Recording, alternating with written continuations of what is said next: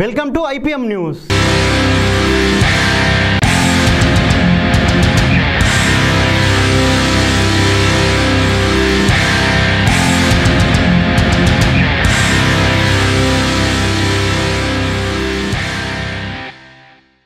రాజాం మండలం బొద్దం గ్రామ సమీపంలో భారీగా పట్టుబడిన నగదు.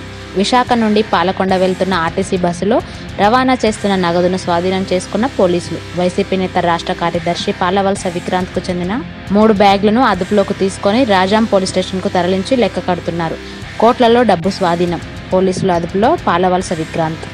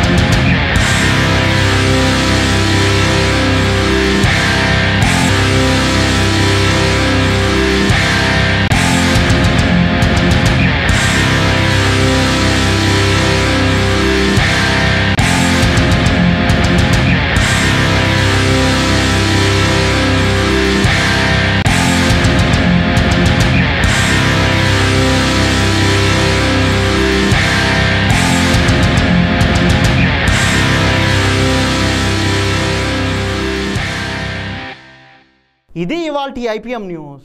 For latest updates please subscribe IPM news channel. ఈ వీడియో నచ్చినట్లయితే లైక్ చేయండి మరియు షేర్ చేయండి.